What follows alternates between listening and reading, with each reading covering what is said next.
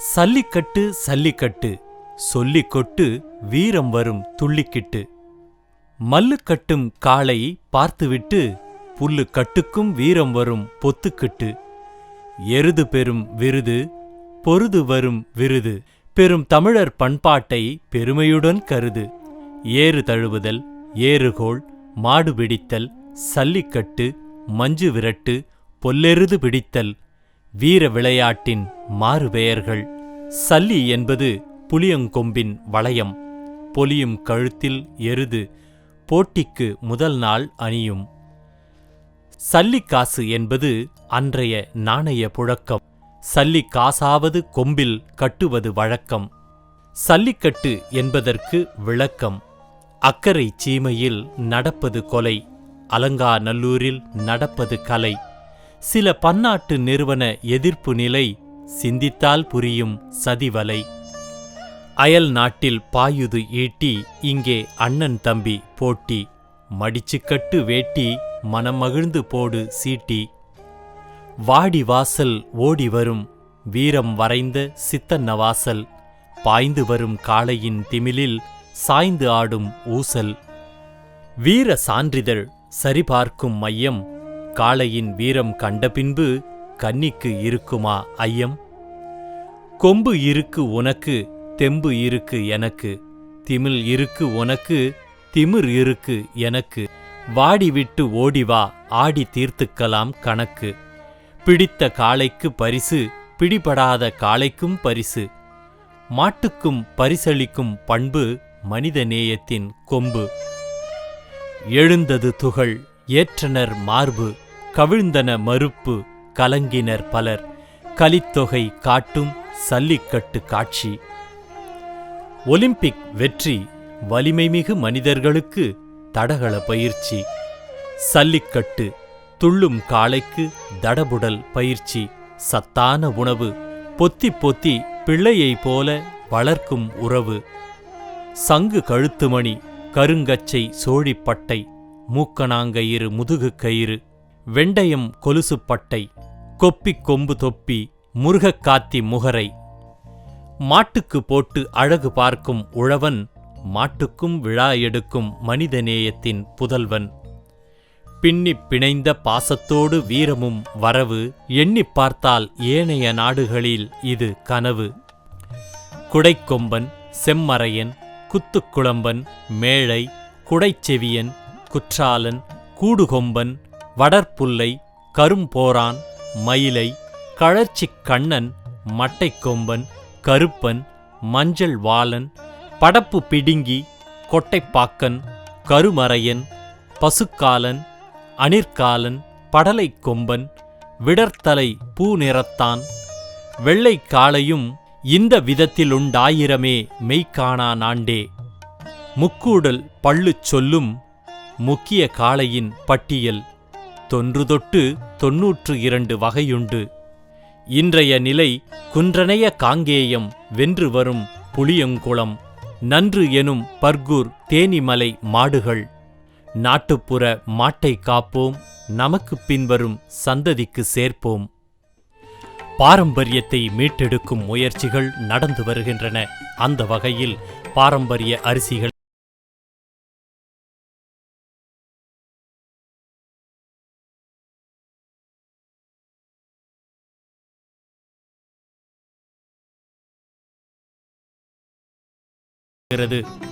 போளூர் தாலுகா கேளூர் கிராமத்தைச் சேர்ந்த சிவபாலன் என்ற விவசாயி இந்த மையத்தில் பயிற்சி பெற்று அதை. பேர் வந்து சிவபாலன். நான் கேளூர் கிராமம் போளூர் தாலுகா திருவண்ணாமலை மாவட்டத்திலேருந்து வர வந்தேன். என்னுடைய மனைவி வந்து பச்சையம்மாள் பேர் வந்து. நாங்கள் 2 பேரும் வந்து இந்த சிறுதானியத்தில் மதிப்பு கூட்டி தயார் பண்ணது.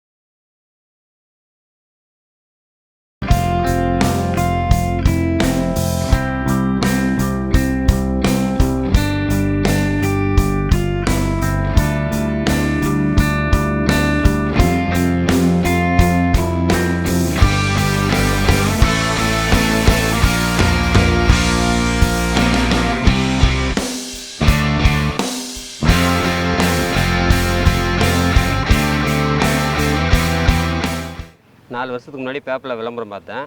அத்தியந்திர சிறுதானிய மையத்தில் அஞ்சல் வழி கல்வின்னு சொல்லிட்டு அந்த விளம்பரத்தை பார்த்துட்டு நான் வந்து இங்கே கேட்கும்போது சரி வாங்க பண்ணுங்க அப்படின்னாங்க. அதுக்கப்புறம் நான் அஞ்சல் வழி கல்வியில் 6 மாதம் ட்ரைனிங் முடித்து இந்த சிறுதானியத்தில் எனக்கு ஆர்வம் வந்து அதுக்கப்புறம் விதை உற்பத்தி பண்ணி கொடுக்குறேன் அப்படின்னு சொல்லிட்டு இவங்ககிட்ட நான் கேட்டேன். கேட்டதுக்கு நீங்கள் பண்ணி கொடுங்க அப்படின்னு சொல்லிட்டு நான் பண்ணுறதை பார்த்து மேடமும் நல்லா பண்ணுறீங்க விதையெல்லாம் வந்து அப்படின்னு சொல்லிட்டு நீங்கள் எங்களுக்கும் விதையாக கொடுங்க அப்படின்னாங்க. நாங்கள் விதையாக கொடுத்து மக்களுக்கு தேவையான விதையும் கொடுப்போம் வந்து கொடுத்துட்டு அதுக்கப்புறம் இருக்கிற மிச்சம் மீதியை இருந்து மதிப்பு கூட்டி நம் சந்தைன்னு வேலூரில் இருக்கோம் வந்து அங்கே இது பண்ணி அங்கே கொண்டு போய் நான் ஞாயிற்றுக்கிழமைனா வாரம் கொண்டு போய் அங்கே விற்போம் வந்து. அதேமாரி விவசாய கண்காட்சினாலும் அங்கேயும் எடுத்து போவோம். நாங்கள் எடுத்து போய் இந்த மதிப்பு கூட்டி இதோடைய ப்ரொடக்ஷனை நாங்கள் சேல்ஸ் பண்ணி இன்னும் இருக்கிற கஸ்டமருக்கு கேட்கும்போதெல்லாம் நாங்கள் எப்போ ஒன்று அப்போலாம் கொடுப்போம். நாங்கள் வந்து இதை தவிர வரகரிசியில் பணியாரம் செய்வோம். அவலூர்பேட்டையில் விவசாய மீட்டிங் போட்டிருந்தப்போ அங்கே எடுத்துகிட்டு போய் நாங்கள் நேரடியாகவே செஞ்சு கொடுத்தோம்.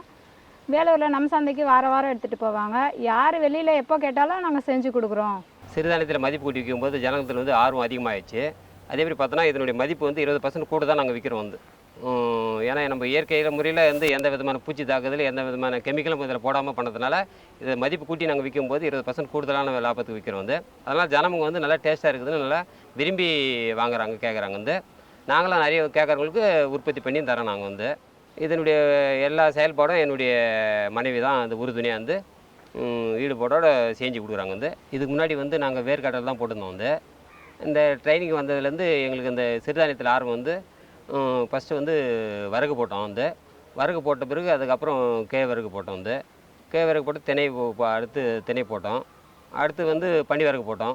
இதுமாரி ஒவ்வொரு பயிராக நம்ம போட்டு நல்ல லாபம் தெரிஞ்சு எங்களுக்கு வந்து. அதனால் இது தொடர்ச்சியாக ஒவ்வொரு பயிரை நாங்கள் ஒவ்வொரு கிராப்பை பண்ணின்னு பட்டத்தோடு நாங்கள் தொடர்ச்சியாக ஒரு வருஷத்துக்கு வந்து 3 பயிர் நாங்கள் பண்ணி நல்ல மகசூல் எடுத்து இதிலே மதிப்பு கூட்டி நாங்கள் செஞ்சுன்னு இருக்கோம் வந்து. நாங்கள் வேர்க்கடலை போடும்போது அடுத்த முறை வேர்க்கடலை போடுறதுக்கே தானியம் விளையாது, மொத்தம் எலியே சாப்பிட்டு போயிடும். எங்களுக்கு வந்து இதில் அந்த பிரச்சனையே கிடையாது. நல்லா விளையுது. நாங்கள் விளையிறது அங்கே நாங்களும் யூஸ் பண்ணிக்கிறோம், பக்கத்தில் கேட்குறவங்களுக்கு கொடுக்குறோம். ப்ளஸ் இங்கே எடுத்துகிட்டு வந்தாலும் இங்கே விதைக்கு வாங்கிக்கிறாங்க. அதனால் எங்களுக்கு இதில் பிரச்சனையே தெரில, நல்ல லாபமாக தான் இருக்குது. வரகு போட்டப்போ எல்லோரும் எங்கள் பக்கத்து கழனிக்காரெலாம் இது ஒரு வேலைன்னு செய்கிறீங்களான்னு மொத்த பேரை கிண்டல் பண்ணவங்க தான். இப்போ நாங்களும் செய்கிறோம், இது எப்படி அப்படின்னு வந்து கேட்குறாங்க. ஒவ்வொரு முறையும் நாங்கள் மாற்றி போடும்போது இதில் என்ன வருது, நீங்கள் இதெல்லாம் மாற்றி போடுறீங்கன்னு கிண்டல் பண்ணுறவங்க தான். யாரும் வந்து எங்களை சும்மா இல்லை இது எதுக்கு போடுற, உங்ககிட்ட காசு இருக்குதுன்னு வேஸ்ட் பண்ணுறீங்களா கழனியை வச்சுன்னு கிண்டல் பண்ணிக்கிறாங்க எங்களை. எங்கள் வீட்டுக்காரர் அப்போவும் மனசு தளராமல் செஞ்சார். நல்லா இருக்குது, எங்களுக்கு நல்லா வருது லாபம்.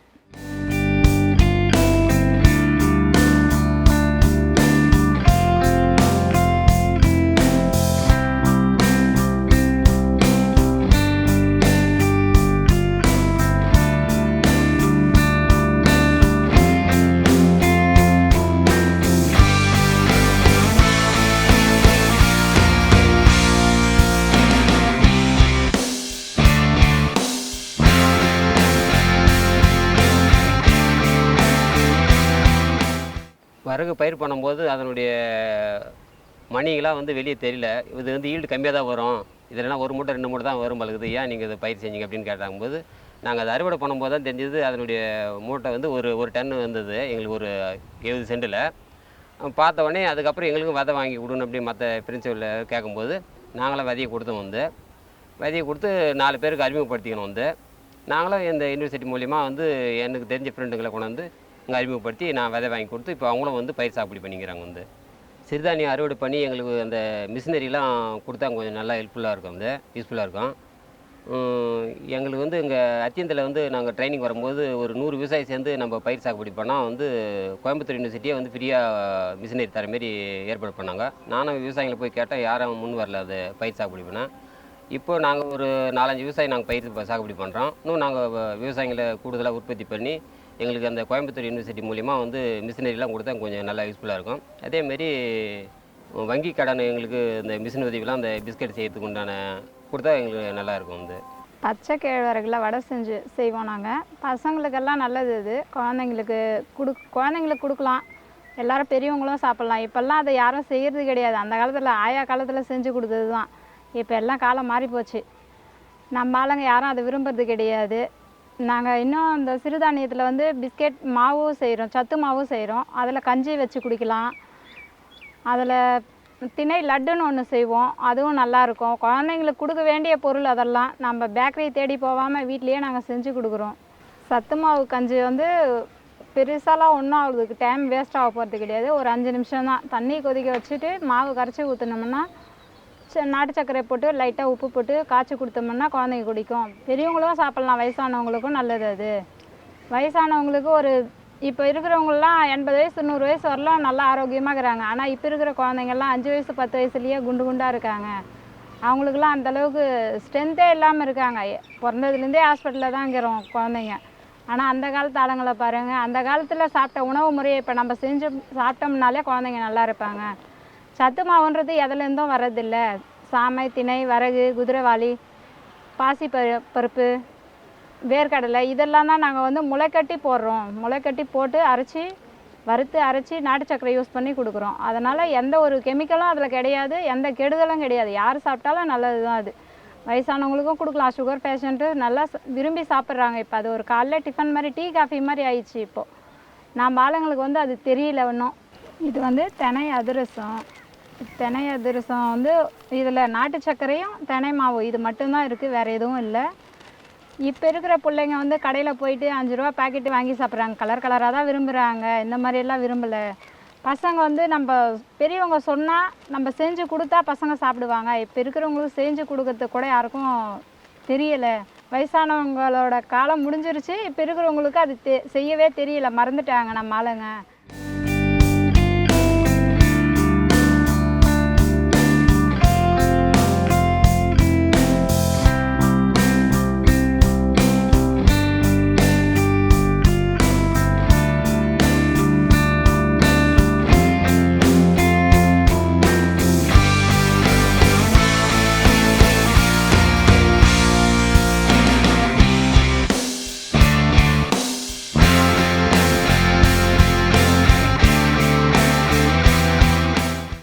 இந்த அதிரசத்தில் செய்கிறது நிறைய வந்து விரும்பி யாரும் இது முன்னோர் பண்ணதில் இப்போ யாரும் இப்போ விரும்பி பண்ணுறது கிடையாது. இதை நாங்கள் சிறுதானியத்தில் ஆராய்ச்சி நிலையத்தில் வந்து நாங்கள் இந்த சிறுதானியத்தை எடுத்ததுனால நிறைய உற்பத்தி பண்ணி தரோம். நாங்கள் வந்து செஞ்சு தரோம். வந்து இதை சாப்பிட்டா வந்து பசங்களுக்கு நல்ல உடம்புக்கு ஹெல்த்தாக இருக்கும். அதேமாதிரி பார்த்தோன்னா இப்போ முருங்கைக்கீரையே வாரத்தில் ஒரு நாள் கீரை சாப்பிடணுன்றாங்க. யாரும் கீரை சாப்பிட்றது கிடையாது வந்து. ஆனால் நாங்கள் வந்து இப்போது இந்த புது ஐட்டத்து திணையில் வந்து பார்த்தோன்னா அந்த முருங்கைக்கீரை போட்டு பண்ணுறோம். வந்து இந்த முருங்கைக்கீரை போட்டு பண்ணதுனால குழந்தைங்களுக்கு இரும்பு சத்து ஹெல்த்து அதிகம் வந்து. அதனால் நான் பண்ணுறோம், நாங்கள் முருங்கை பிஸ்கெட்டை கொடுக்கும்போது விரும்பி சாப்பிட்றாங்க. நிறைய பேர் கேட்குறாங்க வந்து இந்த பிஸ்கெட்டை வந்து. நாங்களும் குழந்தைங்களுக்கு கொடுக்கும்போது பசங்களும் விரும்பி சாப்பிட்றதுனால இது எங்களுக்கு ஆர்டர் நிறைய கிடைக்குது எங்களுக்கு. நாங்களும் செஞ்சு ரெடி பண்ணி தரோம். வந்து கடையில் வாங்குகிற பாக்கெட்லாம் வந்து நிறைய இப்போ கேன்சர் வருது. அதில் வந்து நிறைய மைதா மாவு தான் கலந்துருக்காங்க. நாங்கள் வந்து அந்த மாதிரி எந்த ஒரு இதுவும் மாவுலாம் கலக்கிறது கிடையாது. சிறுதானிய மாவு மட்டும்தான் இருக்குது. பசங்களுக்கு வந்து முருங்கைக்கீரை கடைஞ்சி கொடுத்தா இப்போ தோட்டி கொடுத்தாலாம் யாரும் சாப்பிட்றது கிடையாது. நாங்கள் இந்த மாதிரி பிஸ்கெட்டில் போட்டு கொடுக்குறதுனால பசங்க விரும்பி சாப்பிடுவாங்க. அப்பா அம்மா தான் நம்ம மெயினாக அதை சொல்லி வாங்கி கொடுக்கணும். நிறைய பேர் விரும்புகிறாங்க. சார் இது வந்து நாங்கள் குடிசை தொழிலாக தான் பண்ணின்னு இருக்கோம். வந்து இந்த குடிசை தொழில் பண்ணுறதுல நாங்கள் ஒரு நாள் ஃபுல்லாக வந்து மாவு அரைச்சி அதுக்கு செய்யறதுக்கு 2 நாள் ஆயிடுது எங்களுக்கு வந்து கவர்மெண்ட் வந்து இந்த அரைக்கிறதுக்கு உண்டான மிஷினரியும் இந்த பிஸ்கட் செய்யறதுக்கு உண்டான இயந்திரம் இதெல்லாம் வந்து ஏற்பாடு பண்ணி கொடுத்தா கொஞ்சம் நல்லாயிருக்கும். வந்து அதேமாரி பார்த்தோன்னா நான் இந்த ப்ரொடக்ட் பண்ணுறது வந்து எங்களுக்கு இன்னும் சந்தையில் போய் விற்பனை பண்ணும்போது கூடுதலான ஆளுங்க கேட்கும்போது எங்களால் செஞ்சு கொடுக்க முடியல. எங்களால் வந்து இந்த மிஷினரிலாம் வந்து கவர்மெண்ட் கொடுத்து எங்களுக்கு சப்போர்ட் பண்ணால் கொஞ்சம் உறுதுணையாக இருக்கும். வந்து இந்த வரகு திணையில் வந்து தீட்டுறதுக்கு வந்து மிஷின் நாங்கள் வந்து 40 கிலோமீட்டர் வந்து தான் வந்து தீட்டின்னு வரோம். வந்து எங்களுக்கு வந்து எங்கள் ஊர்லேயே வந்து இதெல்லாம் ஏற்பாடு பண்ணி கொடுத்தா வந்து எங்களுக்கு இன்னும் நல்லா யூஸ்ஃபுல்லாக இருக்கும். அதேமாதிரி இதில் மதிப்பு கூட்டி நாங்கள் வார சந்தைக்கு எடுத்து போகிறோம். வந்து வார சந்தைக்கு எடுத்து போய் விற்கும்போது ஜனங்கள்லாம் நிறைய விரும்புகிறாங்க. யூஸ்ஃபுல்லாக ஜனங்களை வந்து சாப்பிட்டு நல்ல ஒரு ஆரோக்கியமான உணவு நல்லா இருக்குது வந்து அப்படின்னு விரும்புகிறதுனால எங்களுக்கும் ஒரு நல்ல மரியாதை இருக்குது, நல்ல மதிப்பு இருக்குது. வந்து எங்களுக்கு வந்து இது வார சந்தையிலேயே எங்களுக்கு இன்னும் நிறைய அறிமுகப்படுத்தி அதேமாதிரி ஒவ்வொரு சந்தையிலையும் டெய்லியும் போடுற மாரி எங்களுக்கு ஏற்பாடு பண்ணி கொடுத்தா மக்கள் நிறைய விரும்புவாங்க. நல்ல இப்போ கொஞ்சம் தெரியாத இன்னும் அதிகமாக பயன்படுற மாரி எங்களுக்கு நல்லா யூஸ்ஃபுல்லாக இருக்கும். அதனால் டெய்லியும் ஒவ்வொரு சந்தையிலையும் எங்களுக்கு விற்பனை பண்ணி தர மாரி ஒரு ஏற்பாடு பண்ணி தரணும். இது வந்து அவ்வளோ பெரிய விஷயம்லாம் ஒன்றும் கிடையாது. எல்லாரும் நம்ம வீட்லேயே செய்யக்கூடிய பொருள் தான். வெளியில் வாங்கி கொடுக்கறதுக்கு நம்ம வீட்லேயே சிறுதானியத்தில் செஞ்சு கொடுத்தா பசங்க நல்லா இருப்பாங்க ஆரோக்கியமாக. சிறுதானியத்தில் எல்லோரும் நீங்கள் செஞ்சு கொடுங்க, குழந்தைங்களுக்கு நல்லாயிருக்கும். நன்றி, வணக்கம். நன்றி, வணக்கம். விவசாயம் மீதான சரியான புரிதல் இல்லாததால் தான் சிலர் விவசாயம் நஷ்டத்தை தரும் ஒரு தொழில் என்று விட்டு விலகுகின்றனர். இதோ திருவண்ணாமலை மாவட்டம் துறிஞ்சிக்குப்பம் என்ற கிராமத்தைச் சேர்ந்த விவசாயி செல்வன் அவர்கள் நெல் பயிரை விட சிறுதானிய பயிர்களில் கூடுதல் லாபம் கிடைக்கும் என்ற தகவல் அறிந்து இப்போது சிறுதானியங்களை சாகுபடி செய்து வருகிறார். வழக்கம் போல் செல்வன், அப்பா பேர் முருகேசன், துறிஞ்சிக்குப்பம் ஊராட்சி, போலூர் தாலுக்கா, திருவண்ணாமலை டிஸ்ட்ரிக்ட்லேருந்து வந்திருக்கேன். இந்த நிகழ்ச்சிக்கு வாய்ப்பு கொடுத்த இந்த சிறுதானிய மையத்தினுடைய பேராசிரியர்களுக்கும் மற்றும் விஞ்ஞான அலுவலர்களுக்கும் முதலில் என் மனமார்ந்த நன்றி தெரிவித்துக் கொள்கிறேன். நான் முதல்ல சிறுதானிய மையத்தில் முதல்ல பயிற்சிக்கு வந்துடுறேன். இந்த பயிற்சி தகவல் அடிப்படையில் நான் பல நிகழ்ச்சிகளை கேட்டு அதன் பிரகாரம் பயிர் வைக்க ஆசைப்பட்டேன். அந்த பயிரின் உற்பத்தி பண்ணும்போது நெல், மணிலா இதை விட ரொம்ப சிறப்பாக இருந்தது எனக்கு தெரிஞ்சுது. அதன் அடிப்படையில் நான் இந்த பயிரை தேர்ந்தெடுத்து விறகு, தெனை, சாமை, குதிரைவாளி இந்த சிறுதானிய பயிர்கள்லாம் வைக்க ஆரம்பித்தேன். வைக்க ஆரம்பித்ததன் காரணத்தினால எங்களுக்கு தண்ணி மிச்சமாச்சு. அது மட்டும் இல்லாமல் எங்களுக்கு செலவும் ரொம்ப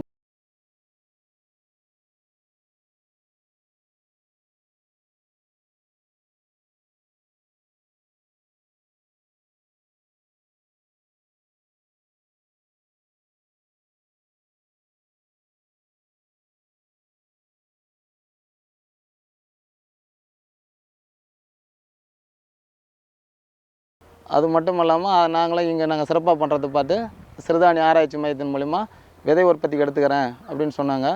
நாங்கள் அதன் மூலமாக விதை உற்பத்தி செய்து சிறப்பாக கொடுத்தோம். அதில் வெளி மார்க்கெட்டோடு ஒப்பிட்டு பார்க்கும்போது எங்களுக்கு சுமார் ஒரு 2 மடங்கு எங்களுக்கு லாபகரமாக தெரிந்தது. ஒரு ஏக்கரை குறைஞ்சது செலவு போக 50,000 ரூபாய் கிடைக்கிறது. நெல், மணிலெல்லாம் பார்த்தீங்கன்னா ஒரு ஏக்கராக செலவு போக இன்றைக்கி இருக்கிற காலகட்டத்தில் குறைஞ்சபட்சம் 5,000 ரூபாய் தான் லாபம் கிடைக்கும். அதுக்கு மேலே கிடைக்க வாய்ப்பே கிடையாதுங்க. ஆனால் இதில் குறைஞ்சபட்சம் செலவு போக எங்களுக்கு 50,000 ரூபாய் லாபம் கிடைக்குது ஒரு ஏக்கராவில். இதை நாங்கள் உற்பத்தி பண்ணி பார்த்ததை பார்த்துட்டு மறுபடியும் எங்கள் இப்போ சுற்று வட்டத்தில் இருக்கிற விவசாயிங்க எல்லாருமே இது ரொம்ப ஆர்வமாக கேட்குறாங்க. நாங்கள் தான் இதை முதல்ல அந்த ஊர்லேயே, அந்த ஊர்லன்றதில்ல, அந்த சுமார் ஒரு 10 கிலோமீட்டர் நான் தான் அந்த சிறுதானியத்தை வச்சேன். இதுக்கப்புறம் அதை பார்த்துட்டு எல்லாரும் ஆர்வமாக எனக்கும் அந்த வாய்ப்பு பயன்படுத்தி கொடுங்க அப்படின்னு சொல்லி சிறுதானிய ஆராய்ச்சி மையத்தை நாடி வர ஆரம்பிச்சிட்டாங்க. இப்போ எங்களுக்கு ரொம்ப சிறப்பாகவே இருக்குது. இதில் எந்த விதமான செலவு கம்மி, எந்த விதமான நோய் தாக்குதலும் இல்லை. நாங்கள் உற்பத்தி பண்ணுற பொருளை இந்த போலூர் தாலுக்கா கமிட்டியில் அதிக யாரும் விவசாயிங்க உற்பத்தி பண்ணலை. அதனால் அங்கே விற்பனை மையம் குறைவாக இருக்குது. நாங்கள் வெளி மார்க்கெட்டில் எடுத்துகிட்டு போய் கொடுத்தா ரொம்ப விலை கம்மியாக இருக்குது. அதனால் நாங்கள் மீண்டும் நம்ம சிறுதானிய ஆராய்ச்சி மையத்தில் கேட்கும்போது நாங்களே விதை உற்பத்தி எடுத்துக்கிறேன்னு சொன்னாங்க. இந்த விதை உற்பத்தி பண்ணுற பொருளையே நாங்கள் அதிகமாக விற்கணும், விவசாயி நல்லா பலன் அடையணும் அப்படின்னு நினச்சா எங்களுக்கு இதை உற்பத்தி பண்ணுற பொருள் அங்கங்கே விற்கிற மாதிரி இந்த ரோடு ஹைவேஸ்லாம் ஆவின் பால் விற்கிறாங்க பார்த்தீங்களா, அனுமதி தராங்களே, அந்த மாதிரி இந்த சிறுதானியத்தை உற்பத்தி பண்ணி அந்த அரிசி, அதில் உற்பத்தி பண்ணுற பொருள் இதெல்லாம் வைக்கிறதுக்கு அரசாங்கம் அனுமதி கொடுத்தாங்களாம். இதுவும் நாங்கள் விவசாயிகளுக்கு நல்லா வேகமாக நாங்கள் செலவு பண்ணுறதுக்கோ, அது உண்டான செலவு நான் செய்கிறதுக்கோ, அது உற்பத்தி பண்ணி விற்று நாங்கள் லாபம் எடுக்கிறதுக்கோ எங்களுக்கு ரொம்ப வசதியாக இருக்கும். இது அரசாங்கம் பரிந்துரை செய்து சிறுதானிய ஆராய்ச்சி மையத்தில் சொன்னாங்களாம். எங்களுக்கு தெளிவாக ஒரு நல்ல வாய்ப்பாக பயன்படுத்திக்குங்க. நான் முதல்ல பயிர் வைக்கும்போது எங்களை அக்கம் பக்கத்தில் இருக்கிறவங்களாம் எங்களை இது என்ன பயிர், நமக்கு தண்ணி வசதி சிறப்பாக இருக்குது, ஏன் இந்த பயிர் வைக்கிறீங்க அப்படின்னு எல்லாரும் ஒரு கேலி கூத்தா பேசுகிற அளவுக்கு இருந்தது. அதுக்கப்புறம் நாங்கள் அதை பயிர் வச்சு அறுவடை பண்ணி அதனுடைய ஈல்டு எடுத்து காமிச்ச பிறகு எல்லாருமே நாங்களும் எங்களுக்கு பண்ணித்தரோம், எங்களுக்கும் இதை உற்பத்தி பண்ணி கொடுங்க அப்படின்னு சொல்லி ஏற்படுற அளவுக்கு இப்போ எல்லாம் விழிப்புணர்வு ஆகிட்டாங்க சார். இந்த பயிர் வைக்கிறதுக்கு முன்னாடியே சார் முதல்ல பூமி சமப்படுத்தி நல்லா தெளிவாக உழுது ஒரு உரம் இயற்கை உரத்தில் நல்லா அதிகமாக கொட்டணுங்களா, நல்லா சிறப்பாக இருக்கும். இதை உற்பத்தி பண்ணிவிட்டு அதுக்கு முன்னாடி பயிர் வைக்கிறது, அறுவடை பண்ணுறதா இருந்தால், நெல் நடுறதா இருந்தால் நிறைய பேர் ஆள் தேவை. அதே போல் அறுவடை பண்ணுறதுக்கும் நிறைய ஆள் தேவை. ஆனால் அந்த சிறுதானியத்தை பொறுத்த வரைக்கும் கொஞ்சம் கொஞ்சமாக அறுவடை பண்ணி நம்ம வசதிக்கு தகுந்த மாதிரி பிரித்து நட்டுக்கலாம். நாமளே சொந்த உழைப்பு அதிகமாக எடுத்துக்கலாம். இதில் எந்த விதமான செலவு கம்மி. இப்போ அதே போல் நம்ம உற்பத்தி பண்ணுற பொருள் வெளியில் போட்டால் ஒரு 20,000 ரூபாய் கிடைக்குது நெல் அப்படின்னு சொன்னால், இது 2 மடங்கு சேர்த்து ஒரு 50,000 ரூபாய் கிடைக்குதுங்க. இதில் எந்த விதமான நஷ்டத்துக்கு வாய்ப்பு கிடையாது.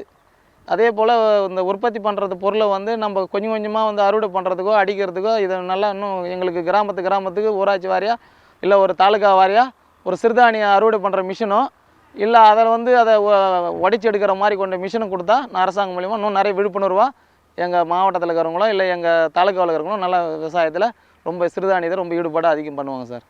வீட்டில் எல்லாருமே வந்து எங்களுக்கு இதை கோஆப்ரேட்டிவ் பண்ணி இதை உடச்சி எடுக்கிறதுக்கோ இதை பிரித்து எடுக்கிறதுக்கோ எல்லோரும் திருப்தியாக பண்ணுறாங்க. காரணம் என்னென்னா வருமானம் இதை விட 2 மடங்கு கிடைக்கிறது. அது 20,000 ரூபாய் கிடைச்சுன்னா இது ஒரு ஏக்கராக குறைஞ்சது செலவு 50,000 ரூபாய் கிடைக்குது. நெல் மணிலா விட 2 மடங்கு அதிகமாக கிடைக்குது. அதனால் எங்களுக்கு வீட்டில் இருக்கிறவங்க எல்லாரும் சந்தோஷமாக இந்த வேலையை செய்கிறதுக்கு ஈடுபாடாக செய்கிறோங்க சார். எல்லோரும் ஒற்றுமையாக இதை மிஷினில் நெல் அறுவடை பண்ணும்போது மிஷினில் ஒரு மணி நேரத்துக்கு 1,500 2,000 வரைக்கும் வாங்குறாங்க சார் வெளியில். ஆனால் இது நாம் அறுவடை பண்ணும்போது நாமளே வந்து கொஞ்சம் கொஞ்சமாக அறுத்து காய வச்சு நம்ம வசதி தகுந்த மாதிரி அடித்து பண்ணுறதுனால நம்ம அந்த அறுவடை செலவு ரொம்ப குறைவுங்க. அறுவடை செலவே கிடையாது. செலவு வந்து ரொம்ப குறைவான செலவு சார். இதில் லாபம் வந்து நிறைவான லாபம். அடுத்து வந்து தண்ணி வந்து ரொம்ப சிக்கனமாக தண்ணி தேவைப்படுது. இது வந்து நம்ம மழையில் கூட நம்பி இது பயிர் வச்சு அறுவடை பண்ணலாம். அதனால் எந்த குறையும் கிடையாது. இந்த நிகழ்ச்சிக்கு எங்களுக்கு வாய்ப்பு அளித்த இந்த சிறுதானிய ஆராய்ச்சி மையத்துக்கும் மற்ற மக்கள் நிகழ்ச்சிகளுக்கும் என் மனமார்ந்த நன்றியை தெரிவித்துக் கொண்டு மேலும் இந்த போன்ற விவசாயத்தை வளர்ச்சி செய்ய சிறுதானிய ஆராய்ச்சி மையத்தை தொடர்பு கொண்டு அத்தியந்தில் உள்ள அலுவலகத்தில் அலுவலர்களை சிறப்பாக செயல்பட என் மனமார்ந்த நன்றி தெரிவித்துள்ளது. வணக்கம் சார்.